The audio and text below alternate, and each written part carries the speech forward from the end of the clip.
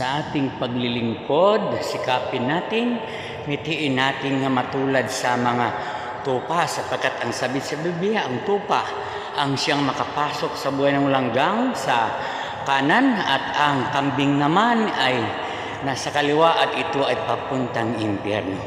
So mga kapatid ko, sikapin natin, mitiin natin nga ang ugali ng tupa at ang kanyang ginagawa ay ating itong makuha.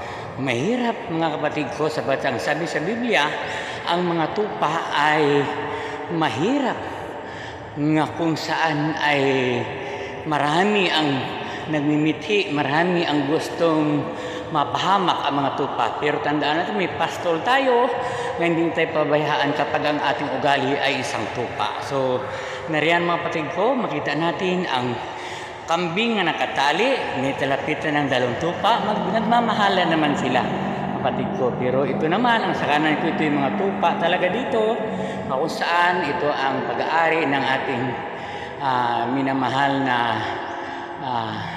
may bahay ng ating pinanglingkod na si Ma'am Bilin. So, salamat sapat matataba na sila sapat araw ngayon, kung saan ang mga damo dito yung makaganda na sa lugar ng Ambil. At salamat kung saan ay sa aking muli paglakad-lakad dito, pag-exercise, ito'y muli nakita natin ang tupa kung saan kailangan na itong ating mitiin, sikapin natin ng ugali at ginagawa natin ay ginagawa at ugali ng tupa upang ang ating pagsisikap nga ang langit ay ating mapuntahan, makamit natin ito sa tulong ng Panginoon. Salamat sa umagang ito nga ang anak ng Diyos, alam ko nga ang ugali ay tupa.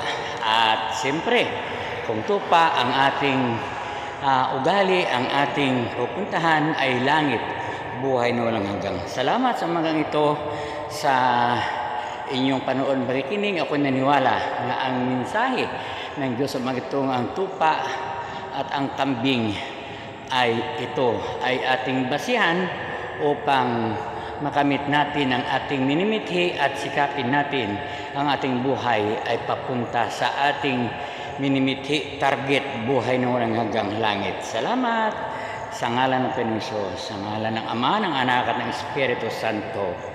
Amen. Amen.